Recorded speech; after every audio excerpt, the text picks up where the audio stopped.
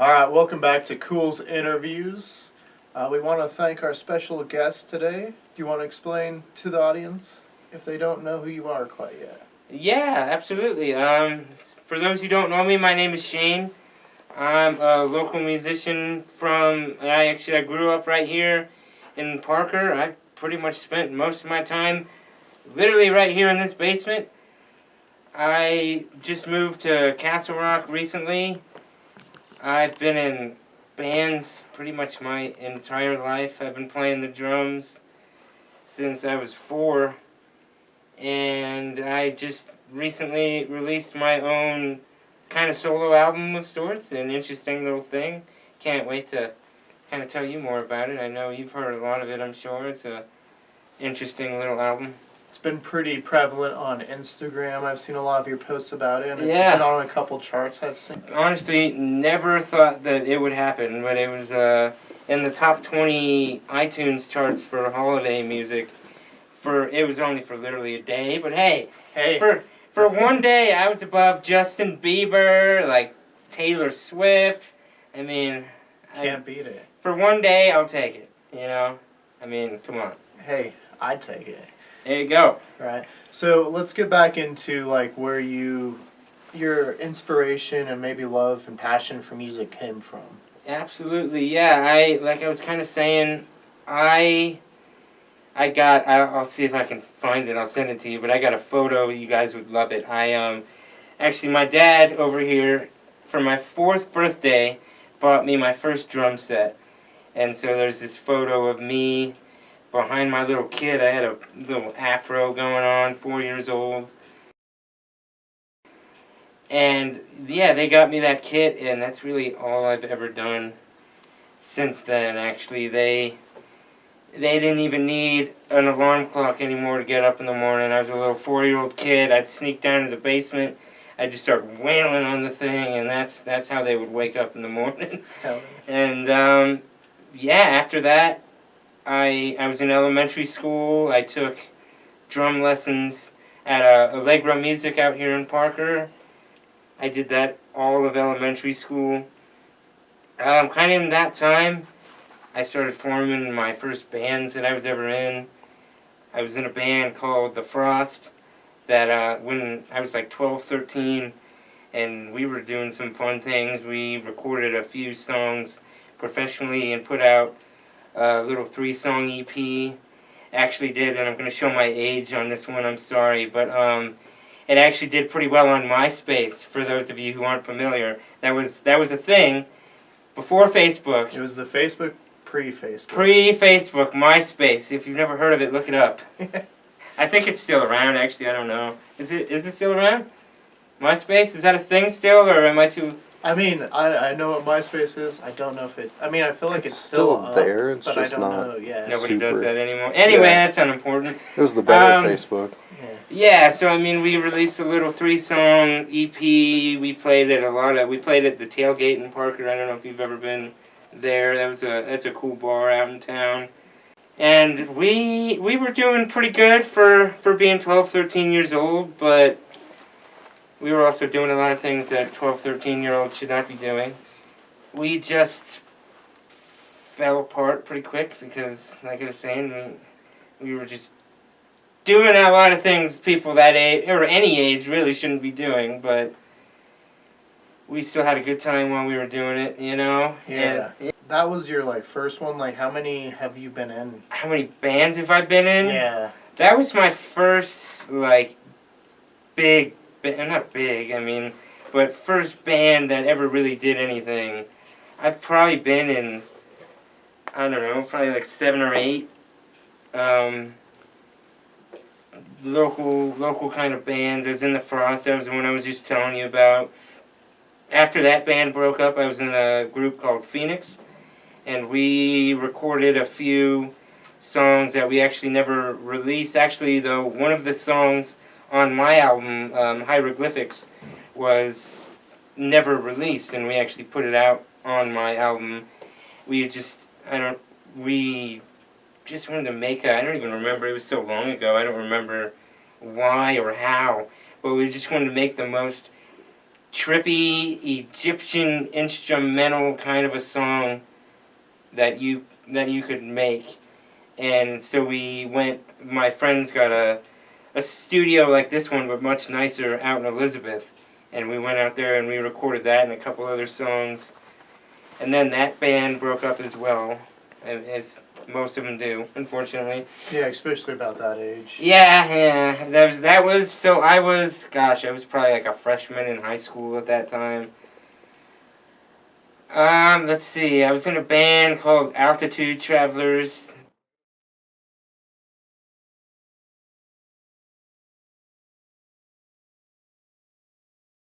Did actually pretty well. We played all over the state. I could tell you stories for hours about I mean, yeah, we'd love to hear all the things. Let's see here. Let me think of a good one. What's a good one to tell?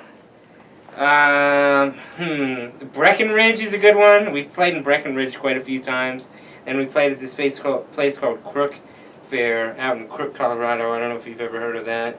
It's like practically Nebraska, like 5 minutes away from Nebraska. Yeah.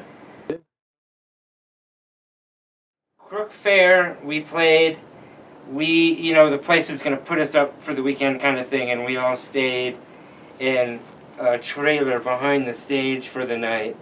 And it was, oh my God, it was so hot in that thing. And there was like 5 or 6 dudes all packed in this little trailer. My dad actually ended up sleeping outside on a park bench just because it was too much for him. But that we played a great show that night. But the funny thing that happened, and if any of my friends see this, they're gonna laugh at me because I always give them shit for this story. But it's finally reached the point where it's not too soon. It's like I can tell this story and laugh about it now. I don't think anyone slept in the trailer anymore. And we had brought a tent, and we had slept out on this field, like out in front of the stage. And the sprinklers were supposed to be turned off, okay? And my dad and I were asleep in this tent, and I guess the rest of the band and some of my friends decided that they were going to sit there, and they could see at the end of the field the sprinklers were coming up and spraying and everything, and they could see them slowly getting closer to the tent.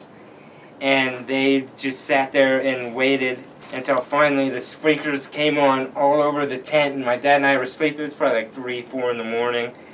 And, you just hear, oh, we'll keep it PG, oh, beep, beep, beep, beep, all these bad words, and we come rushing out of the tent, and I was running around putting trash cans over the sprinkler heads. Oh, yeah, he was running around because I was pissed.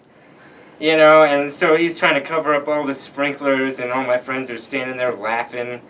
And at the time, I was like, man, screw you guys. And we ended up leaving. I was so pissed off. I was like, I'm done. I'm going home. And like I said, I was mad for a while about that. But it's finally one of those stories we can laugh about now. Talk about. Yeah. So that's one of the more memorable things. We played quite a few shows out at the Gold Pan Saloon in Breckenridge. I don't know if you're ever up there. Check it out. It's one of the oldest bars west side of the Mississippi to have a liquor license. Yeah, Okay. yeah. I think they have the oldest liquor license, like west of the Mississippi or something like that. We played quite a few sold out shows there. Actually, I believe I might be wrong. That was the first ever show, and this was the sign that we were all joking. We're like, oh, we're officially made it. And the first time we ever got a pair of bra and panties thrown on stage, we were like, yes! That was one of those other good stories. The only other big band I've been in, I played in a group called Riot Pilots. That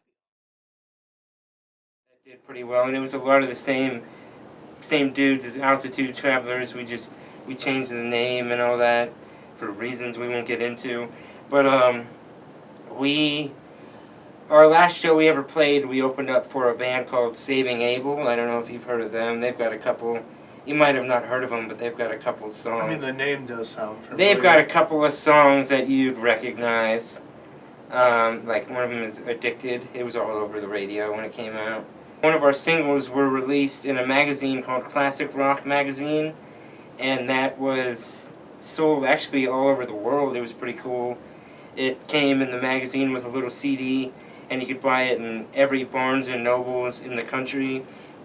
And then I had cousins who were buying, like, yeah, the CD's right there. Hey, maybe we can get that on camera. Yeah, just don't mess it up. I don't know, that's up to you. Yeah, I'll show it to you. Yeah. And it was, yeah, we were the last song on the album, and that was sold in like every. I have a cousin who lives out in London, and she bought a few. You could buy it like out of gas stations in London and Spain and everything. That was kind of our last big thing. Yeah, I don't know if you want Are to. you able to zoom in on that? Oh, that's really cool. Yeah, thanks, man. Yeah, that was something I was pretty proud of. And yeah, this came out and we opened up for Saving Abel. And then, kind of like I was telling you earlier with my other band when I was younger, just it's hard to keep a bunch of dudes together and on the same page and not kind of get at each other's throats and kind of fight about things, you know, and just, you know, egos get in the way, you know. Well, Life gets in the way. I mean, so many things happen. I mean, I did things wrong, other people did things wrong, but, you know, just it didn't work out, you know, and so we broke up. And that kind of brings me to here. I kind of started doing my own solo thing, and then I also play in a country bluegrass band, which is a little bit different for me. I'm not the biggest country bluegrass guy, to be perfectly honest, but it just kind of came together, and that's kind of where I'm at today. Yeah, do you want to tell us about that? The bluegrass band? Yeah. Yeah, so I actually, so it started, I was telling you about Altitude Travelers and Riot Pilots. My dad and I, we were actually out at a local bar years ago, and there was this guy named Kyle playing, doing a solo open mic kind of a thing, and I thought he was great. He had a great voice. He was kind of had some funny songs about drinking and having too much fun, you know, and that's what we were doing that night. So it just went well, and I introduced him, and at that time, and still even now, I occasionally record artists here, and I just kind of gave him one of our business cards, and we were like, hey, you know, if you ever want to come record some songs down here, let me know. And he did, and we did that, and then we were playing, we did like New Year's Eve. We had a contract with a bar around here, and we did like New Year's Eve, Halloween, St. Patty's Day, oh my God, St. Patty's Day, at these bars, and we always needed an opener, and I would Kyle would come in and open up the night for us, just because it was either we played for 4 hours, or, you know, we had someone come in and open up for us, and so we would do that. And when all my bands broke up, I started talking to Kyle and was like, hey, why don't we start a band, you know, and we did. And we were doing pretty well. We opened up for Struggle Jennings, who was Waylon Jennings' grandson. Okay. Like 2 years ago? Was that 2 years ago? A year ago, whatever, I guess it doesn't matter. It's not, so, what's the relation to, like, Shooter? He's Shooter's... Uncle. Okay. I don't know. He's Waylon Jennings' grandson, so he's Shooter Jennings. Shooter Jennings is his uncle, yeah, he's Okay. right. And we actually played a Shooter Jennings song at that show. That went pretty well. Yeah, and so we did that, and we had a lot of cool shows. We were going to play at the Hard Rock Cafe on 16th Street Mall, which was like a dream of mine to do. But COVID happened, and so we had to cancel all of our shows, and then we had all kinds of different things happen kind of between then and now. Our singer had a baby. Our bass player had some family things come up. So we've been not quite back at it yet, but we're working on it. Planning it. Yeah. Yeah, COVID was a tough thing. I think for us that are old trying to go out and do stuff, it's hard. It is. I know, it's... I mean, it shut down like 3 of our trips, and Oh, a yeah? lot of our filming plans you just couldn't do anymore. And one of our investigations, just like, we were gonna go there, they got COVID, and then we just never went back. Oh, yeah? Yeah. Where was that? Where were you going to go? Well, that's a house. We did like a whole month's worth of investigation up there. Oh, yeah? We're actually editing the 3 investigations into 1 video that we've done so far. Yeah, her yeah? daughter ended up getting COVID. Oh yeah. You know, then it got bad, and as far as not being able to really do anything. So, Yeah. we definitely flew you there. That was a tough time. Yeah. So, I know you said that one's more of a bluegrass. What's your style? Like, what is the style that you aim for? Well, I mean, to be honest, every band that I've pretty much ever been in, and I was speaking about prior, was pretty much just a straight up rock and roll. That's kind of just my style, is rock and roll, classic rock, AC/DC, Pink Floyd, all of those kind of classic kind of things have always been my go-to kind of thing. Obviously, Grateful Dead is a big influence. You know, I've been in a kind of a jam reggae kind of band. I mean, I'm starting to reach the point where I've been pretty all over the place. The only thing I've never really been in is like a death metal kind of thing, and that's just not me. You know, I'm too mellow of a guy. Sam's more into the death metal. Death metal kind of guy. See, there's nothing wrong with it. I don't hate on it. It's just not my cup of tea, man. Everyone has theirs, you know. Yeah. Like, so what are specific like artists or like, you know, drummers in particular that you like have listened to or maybe take some cues from, or? Man, there's a lot. You know, the first that comes to mind is, I'd say Neil Peart, rest in peace. I don't know if you're big into Rush at all. He was a big one. Neil Peart, he's just... You know what's funny, and every drummer who hears this will kick me in the face, but I'm not big into Rush, like, music, but Neil Peart is just one of those drummers that just is incredible, you know. John Bonham from Led Zeppelin, he's another big one. Let's see, Travis Barker, Blink-182. I mean, again, it's kind of another one. I'm not super big into Blink-182, but he's one of those drummers that is just super good, you know, and I've always listened to him. Let's see, man, the Blue Man Group. I don't know if you guys have ever been to Vegas, but been to Vegas quite a bit. Been to Vegas. Ever seen the Blue Man Group though? Have not seen them in person. Check them out. They, I mean, they got a whole Vegas show, but they're all drummers and they're banging on heads and doing some crazy stuff. Doing all this crazy stuff. Yeah, those are a lot of my big influences. Gene Krupa, he's kind of old school swing kind of thing. Those are the ones that come up off the top of my head. Classics, yeah. I'm a classic guy. I mean, it's hard not to be, right? Yeah, exactly. So that kind of brings us up to where we are now. Yeah. Which we'll have Sam, do you want to zoom in on that? 3D. If you have 3D glasses at home. Yeah, we'll have to break out we went 3D here, yeah. We used to have a neighbor who literally lived right next to us, and I was younger, and this place wasn't quite decorated, you know, and I was kind of starting to work on things. He was a drug counselor. Yeah, he was a drug counselor, but... For Parker Valley Hope. Yeah. But back in the day, he was a big deadhead, and it sounded like he had some good times. But he was moving to Kansas or something, and he had the majority of these. There's like some old posters over there. This is old, you know. I think there's one over here behind me. And he just didn't want to move them with him, so he gave them all to me.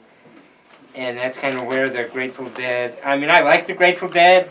Everyone thinks, like, you come down here and you think I'm, like, the biggest Grateful Dead fan ever, you know? And it's like, no, this collection kind of just happened. My mom actually found this in one of the mountain towns. I don't know which one. It was a long time ago. And she's like, hey, I got you this thing just to kind of add to your collection. And it was 3D. And, you know, what just happened, we were all standing in front of it for, like, a half an hour going, whoa, you know? I might try to see if I can't find one. Yeah, right. I don't know. We'll have to ask her when we're done here. But I mean, I think it was like Estes Park, Breckenridge, you know, one of those. I One could of say those. like Manitou. Manitou, yeah, one of those kind of mountain. You know it. If you're in the Telluride, right store, maybe. you know where to find it. Yeah. Telluride would probably be a good option too. Telluride. I know it wasn't Telluride, but yeah, that would be a good place to check. And we do have to film in Telluride, so. Do you? Yeah. You know what? I've never been there. To hell you To ride. hell you To ride. hell we ride, yeah. Yeah, that's where it got its name from. Was like, you know, the old travelers were like, yeah, to hell you ride, and that's. Is that really? That's huh? really yeah. I had Just heard 'cause that, but yeah. How secluded Yeah, it we is were from watching everything, it's our impossible to get into. Butch Cassidy Yeah, documentary I've seen that one. to kind of get into wanting to make that documentary. Yeah. Yeah, that was one of the things that we actually took away from that one because it wasn't. I mean, we see the flag right behind you as well. Yeah, My Chemical Romance, if you guys are into that kind of thing at all, want to go emo for a day? I mean, that was like 5 years of my life. Me too, dude. I got the flag, so I mean, I can't hate on it. Yeah, so Got coming. a tattoo too, actually. I don't have any. I mean, I've Oh. drawn a ton for people, but I've never like got one myself. Oh yeah, I've got quite a few. They're just Yeah, I all try of it and keep it kind of hidden. yeah. Yeah. Yeah. That way, you know, business casually don't. Yeah, I got my whole foot is actually done, and Oh, that hurt. Yeah, I bet. Yeah. Like I had drawn one on my hand, and I was like, "There's no way I'd get that." Yeah. Like, that Oh, would was have- it the Joker Yeah, when I smile? did the Joker smile. Oh yeah. Yeah. I drew it. It looked really. I mean, it looked just like in the movie and everything. Yeah. I was like, yeah, but no way. So yeah, getting back to Yeah. where we are now. What kind of brought up this idea? Yeah, actually, so to answer that one, we kind of got to go back to the COVID kind of a question. You know, I was also kind of telling you, I've been in so many bands my entire life, and they've all broken up, like I was kind of saying, for one reason or another. And I was always kind of wishing, like, man, I wish I could just say, screw everyone else, I'm going solo kind of a thing, you know? But nobody wants to listen to me bang on the drums for an hour, you know what I mean? It's easier if you're a singer and guitar player to just do your own thing, but, you know, it's like I wanted to do a solo album, but I didn't really know what to do. And I had always had this idea over there. I've got a piano, and you can make that thing sound like anything. You could make it sound like a dog, you know, I mean, an alien, you know, pick anything you want. And I had this idea, and I never really thought it would become a thing that I ever actually did. But, you know, I don't know, some people might know, you might not. I feel like you guys probably would. But, you know, when you're throwing a Halloween party or have like a little, you set your house out like a haunted mansion, you could go to the store, Walmart or whatever, and pick up one of those CDs, like, oh, the haunted sounds of Halloween, you know? And it's like... Yeah, you got those, and you got the ones that are like the old classical like Halloween songs. Exactly, yeah, you know, you could get like the Monster Mash or whatever, but then like you got like, oh, a haunted house, and you play it, and it's just a bunch of ghosts and Yeah, going, ooh. floor creaks and windows shutting, doors slamming, all that kind of stuff. It's like, man, I always wanted to make one of those myself, especially once I had my piano going. It's like, I could totally make some songs like that, and it would be fun. Then COVID happened, and quarantine happened, and you couldn't go anywhere, you couldn't do anything, and that was kind of, I was stuck at home. I was like, oh my God, I'm going to lose my mind. I need to do something. You know, the band didn't get together for months, you know, and I'm a very creative person, and I was like, I was missing that outlet, and so I needed to do something. And so I started, and honestly, I never anticipated it to be this guy makes some clown sounds. That's a good one. But I was just making it for fun, and I was gonna like burn it onto some CDs and be like, hey, yo, play this on Halloween and laugh about it and have fun, you know. And I just started jotting down ideas like the haunted house. There's one about an alien being, or not, an astronaut being stranded on an alien planet, kind of a thing. And like I said, I was just working on it for fun. And the ideas just kept flowing, and it started to turn more into something. I have a friend named Dan, and he was in one of my old bands, and he kind of started going solo himself, and we recorded one of the songs on the album called These Walls, and we recorded it right here, literally, and I added some drums to it, and if you listen to it, it's kind of it's just a very kind of deep, dark, kind of horror-themed sort of song, you know? And I was like, man, I want to maybe I'll add that to the album, you know? And it'll just kind of be some actual music as well. And from there, that's when it really started to become not so much something I was just going to burn on a couple CDs and give away to my friends. That's when it really started to become like an actual thing that I was going to put on Spotify and iTunes and make actual CDs and have album artwork for. And so I hit up my friend Brock. He's in a band called Dangerous Days, and he did the album artwork. And I was like, hey, you know, does your band have any songs that are kind of spooky, horror-themed kind of a thing? And he sent me these two, and I think they're the 10th and 11th track.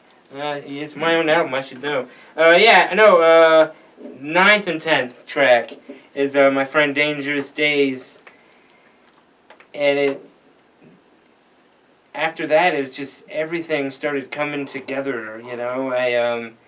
I was working with my friend Smiles. He's a EDM, dubstep kind of guy, and that's really not much my style either. We were talking about that, but he's working on an album, and he wanted drums on one of the songs, and so we went up to Boulder, and I added some drums to it, and it was supposed to be on his album, but it just kind of worked out. We ended up adding it to mine instead. And then, let's see, my friend Morbid, he's on a record label called Wicked Intent Records, and he just kind of threw together, he's like a hip-hop kind of guy, and he just kind of threw together a spooky little beat, and we put that on there. And yeah, it just kind of ended up turning into an album, you know. It was a lot of fun.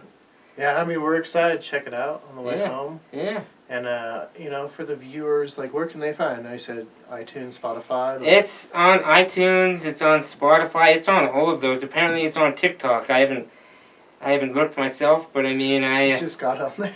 Yeah, That's good. That's good. Yeah, I mean, apparently if you're feeling crazy, you could play one of the songs and pretend to be a ghost and scare someone and play that song on TikTok. Apparently, you know, I don't know, it's on Pandora, it's on all those things. And then obviously there's physical copies that we had made up. That was something we're going to get one framed up and hung up somewhere around here in the next couple days. Yeah, all the streaming services, it's on YouTube, Amazon, kind of wherever. Talking about the album, we're actually going to kind of get a first-hand look at how to make it, you know, some of the instruments you use and some of that kind of stuff, so let's jump into that. Alright, yeah, so you were talking about how the album started. Like I was saying before, I just sat down with a Word document and just started coming up with ideas of songs. Like I was saying, there's one about a haunted house, there's one about a stranded astronaut on an abandoned planet. There's one I did, it's called Lost at Sea, and I tried to just make it like a pirate ship that's just been floating. Everyone's kind of dead on it, and it's drifting off to sea, and all that's left is the sounds of the oceans and the ghosts of the pirates. There's one I did, it's a 7-minute long drum solo kind of a thing, and my vision for it was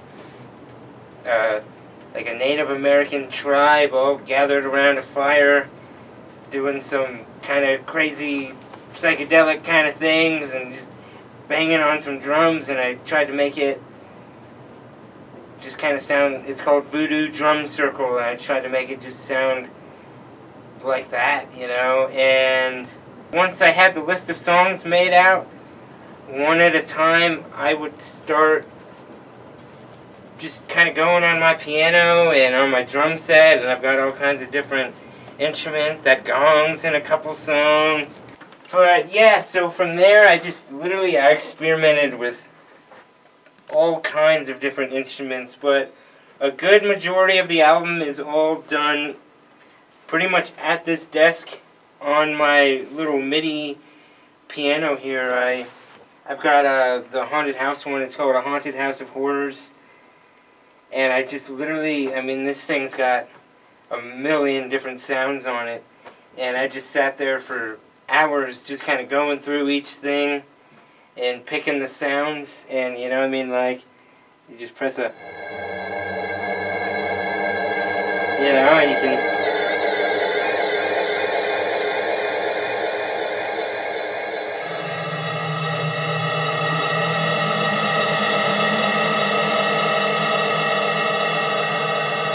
You know, and just, I would sit and I'd find a sound and I would just kind of play with the whole thing. And then I would move on, I'd make another track, find another sound, and kind of be like, oh, this sounds cool. For the Lost at Sea one, I actually grabbed a microphone and I had like a bowl. And I was just like pouring water into the bowl and recording it and just seeing how that sounded. I recorded that whole drum kit there. That took some work, because I mean you gotta have like 8 different microphones set up to make that thing sound good. My dad, I wish he was still down here, but my dad, in the first song, oh my gosh, we had some fun. He channeled his best inner clown, and just kind of was making weird clown laughs and stuff like that.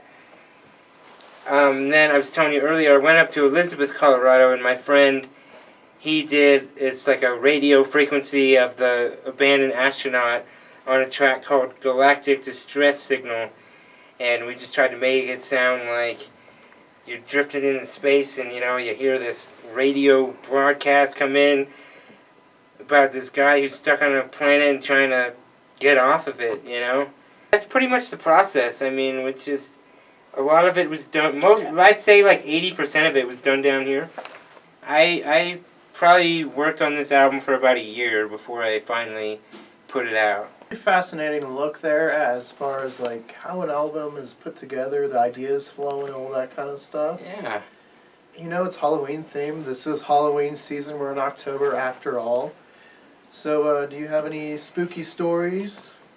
You know, I've got one or two that I would share with you guys. We were talking about South Park a little bit, and I stayed once. I've been there a few times, but there's a hotel out in South Park that you guys should check out called the Valentin Hotel. And it's, you know what, I think it was Ghost Adventures did like a thing there once. I was staying there, and, you know, the front desk lady, she kind of tells you, she's like, you know, it's told that there's a ghost there. Someone who passed away there was like a part of the cleaning crew kind of a thing. And so one of the ghost stories they kind of tell there is that you'll go to bed and you'll wake up and some of your stuff's been like tidied up kind of a thing, you know. And I was staying there. Ghost. Yeah, no, it's like, yeah, can I get me one of those ghosts in my house? That'd be great. Yeah, right. But so we were staying there one evening. We woke up in the morning, and it's, you know, it's hard to explain kind of, but up against the door, and we didn't do this because our shoes were spread out all over the place. It was a long evening that went into the early morning, and so we woke up in our shoes. So this is the wall, okay, and our shoes were like left, right, organized up against the wall in the morning, you know, and it's like, oh, that was kind of cool. Actually, I've got a photo of it. Propped up or like? They were propped up, so like, I'm going to take my shoe off, taking my shoe off here. Say this is the door. The shoes were like propped up against the door like that, yeah, in the morning. And I've got the photo. I'll send it to you guys, yeah, if you want to. Yeah, we'll splice that in right here. Yeah, that was a cool one. Yeah, I got the photo. And then, you know, that's really the only good one I've got. The only other thing that comes to mind is I did once do the midnight flashlight ghost tour at the Stanley Hotel, and I don't know if you guys have done that at all, but it's worth checking out. You know, you see, I didn't necessarily see anything, but you get to go. You get to go into places in the Stanley that you don't get to go to unless you go on the tour, kind of a thing. But this is actually a funny one. You're walking around, and I don't exactly remember. I think it was like a door into an attic or something. You know, I mean, it's... Sorry, I know Keegan, and, like, you're just holding your composure. Because What? he has some bad things about the ghost stories at Stanley. Do you? My experience in the Stanley was negative. We actually, in our last interview, that was like... I just saw it in your Damn face. it! Just Alright, like, well, I don't know if you want to go into that, or... I mean, saw it in his in our face. our last interview, we talked about, because we interviewed Abnormal Voyages. Interviewed who? Abnormal Voyages, their YouTube channel. Oh, cool. Yeah. But yeah, I was like, so do you have any places that didn't live up to your expectations? He was like, I don't know. I was like, alright, I'll go first, the Stanley. Yeah. And it wasn't, like, I'm sure if we go there and there's not a lot of people there, it might be a different experience. But, like, on our tour, it was just the weird, maybe it was just the guide we had or something. Yeah.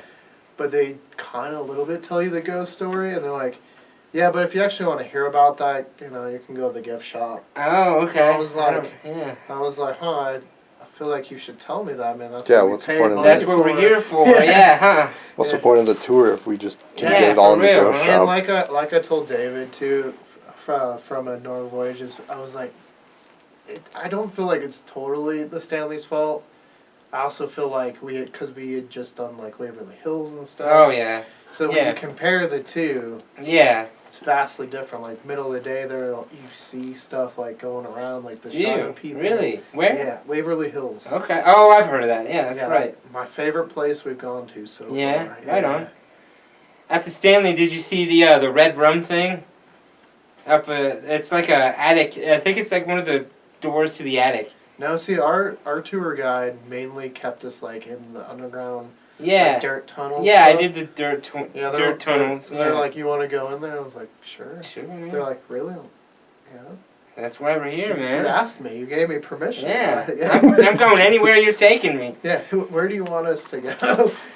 No, Who's afraid? They've got like an attic thing. I mean, it's just painted on there, but it scared the crap out of me because it's the ghost tour. You can't see, but you shined it up there, and they painted red rum on it, and it was like, obviously it was just painted. It was nothing spooky or paranormal, but it scared the crap out of me in that moment in time. You know, that was pretty cool. Hey, the Stanley, as far as like the building and everything, super awesome. Oh, yeah. building. Oh, Like, yeah. great architecture, Estes Park in itself, is a really cool place to hang out. You know. I mean, I'm a big Stephen King guy, so that was more the history kind of thing of him being there, kind of thing. Yeah, where he wrote it, the room. Yeah, the room. I got a photo of me standing in front of there.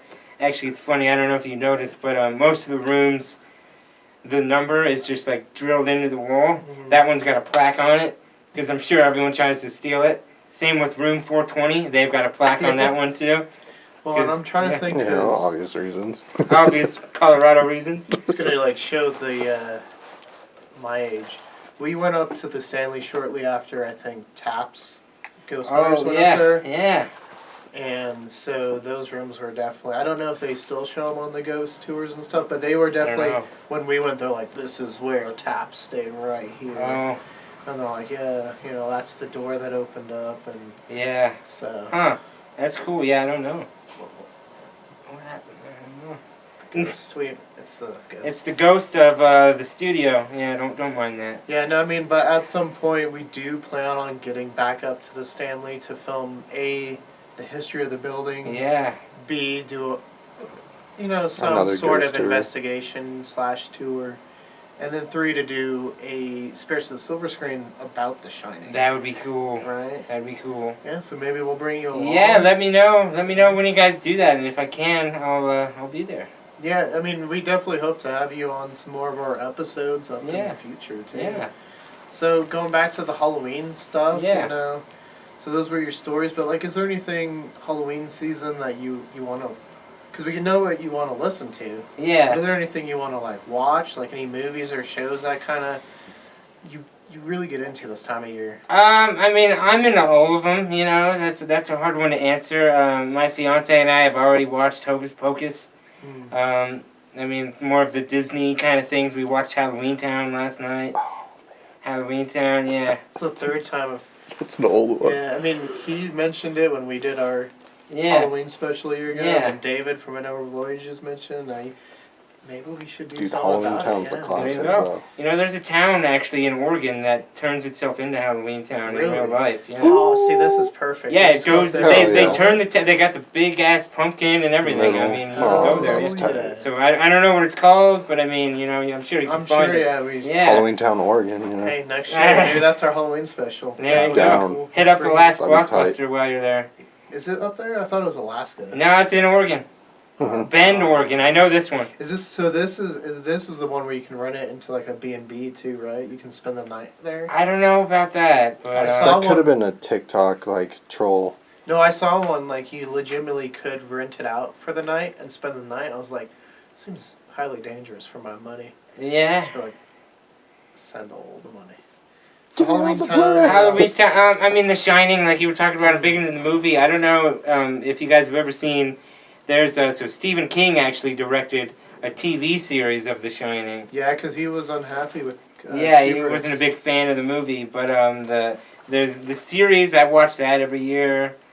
I mean, I watch all the Halloween movies. I definitely plan on checking out Halloween Kills when that comes out. Yeah, that looks pretty good. The last one was really good. I liked it. Yeah. I liked it. I mean, I'm an old school guy, you know, but I mean the new one was still good too.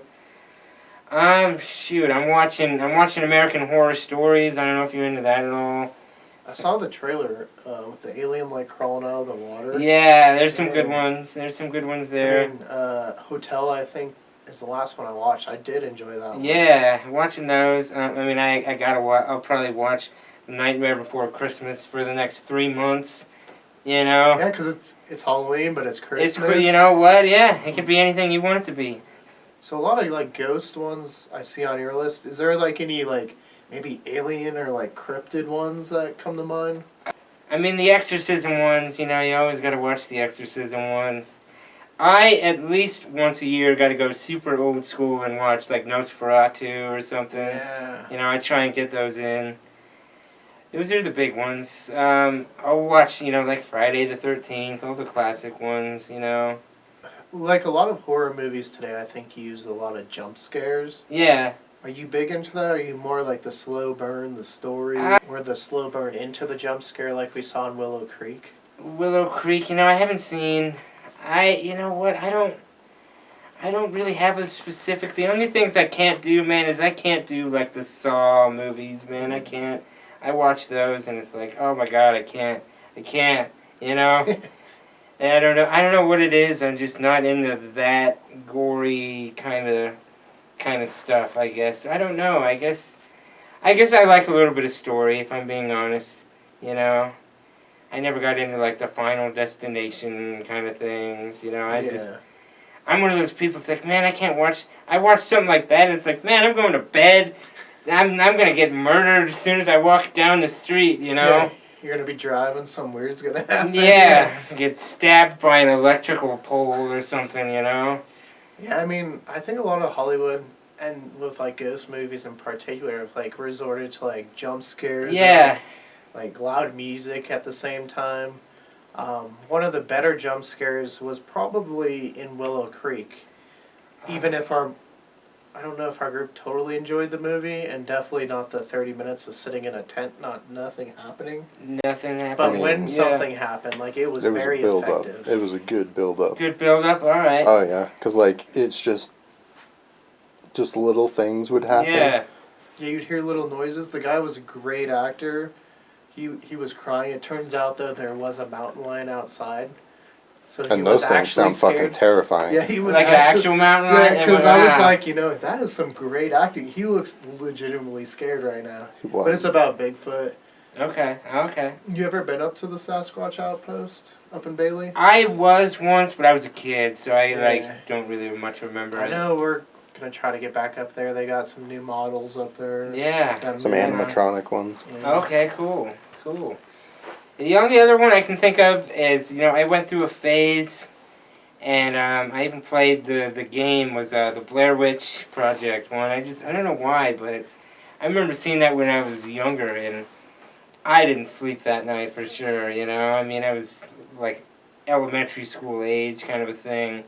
But when I got older, I remembered that, and I saw it on TV, and I was like, man, I gotta get, so now I have the whole collection. I think there's like 3 of them now, Book of Shadows, and then the remake. Yeah, that's right. And I was just, that was just something different, It's like with the whole shaky camera, it wasn't like a movie kind of movie, So did you ever hear the theory, talking about Blair Witch, where Yeah. there's nothing maybe paranormal, but it's the 2 guys, they end up murdering that girl?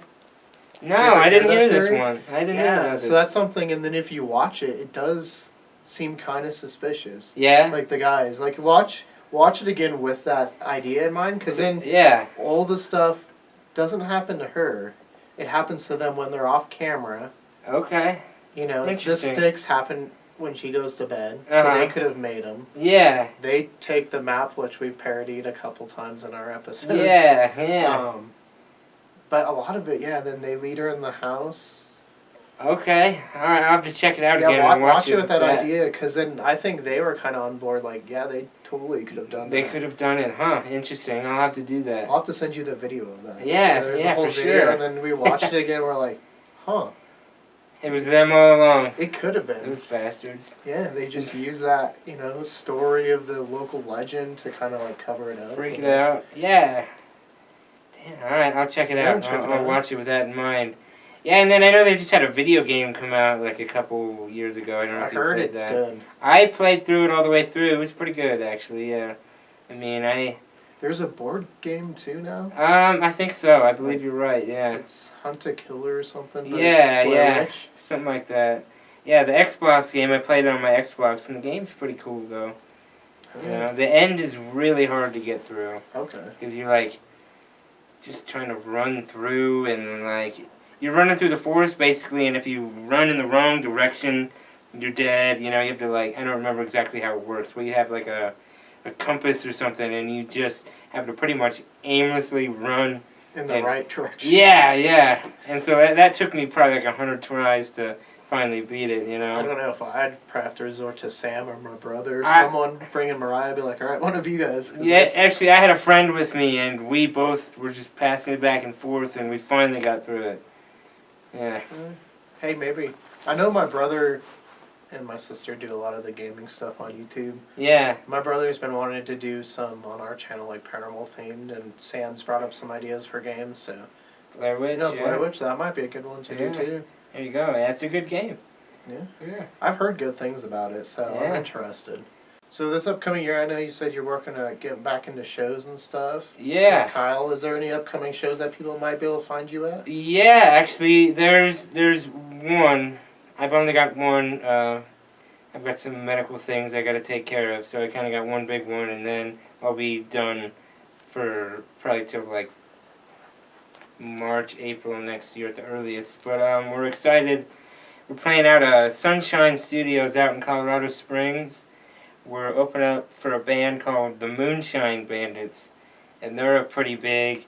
Yeah, they're pretty big.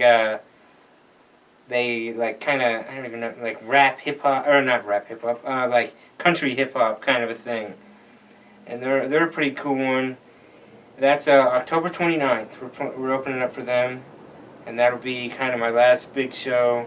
Then I've got some big surgery coming up in November that I'm gonna be kind of in bed for quite a few months after that. Yeah, we do wish you well with Thanks, that. man. Yeah, I know. Not looking forward to it.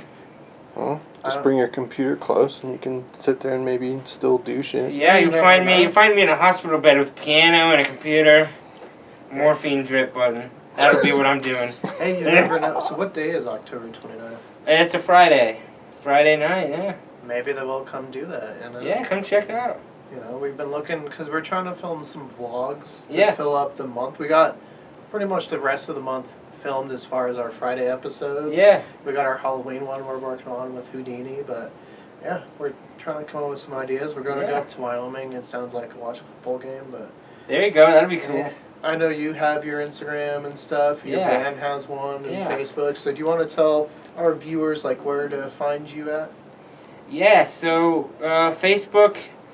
Let's see what Shane Smittyyy with 3 Y's at the end. Smith Drummer is kind of my Instagram and my Facebook page.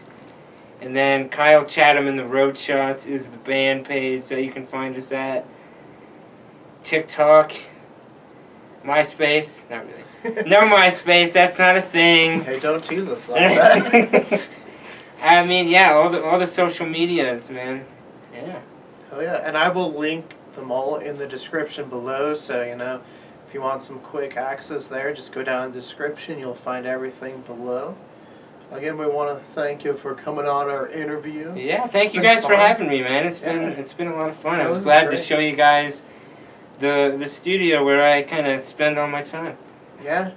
Hey, and you got a little video of you playing drums that maybe we'll send the viewers home. There you with. go. Oh yeah, TikTok, man. Yeah. We'll put that Working up on there. that. And, no, thank you again. This was Yeah. fun. Enjoyed delving. We haven't done anything music related yet, so this Perfect. this was exciting because it's also our first in-person Yeah. interview we've done. If you Now guys, that we can. Now yeah, we now can do now that we thing can, again. and like I said, you'll most likely see Shane at some point upcoming in our channel. Yeah, I plan to be back, man. Yeah. Whenever I'm not in a hospital or in bed, I'll be around. Yeah, no. Next year we're trying to work on a pretty big Halloween special, so Okay. try to get you along with that and some other people. And That'll be make it fun, really man, exciting. If you guys want to see more of our interviews, though, click that link right over here. If you want to see more of us just doing some awesome stuff at Culz Paranormal, click the link there. If you want to like and subscribe to either our channel or Shane, click the links here. Perfect. Don't forget to switch that notification bell from personalized to all if you want to be notified on all the videos. You know what I enjoy about the most? Right here, if you look closely, Sam, there is the Sears Tower right here. Whoa, dude, I never noticed that.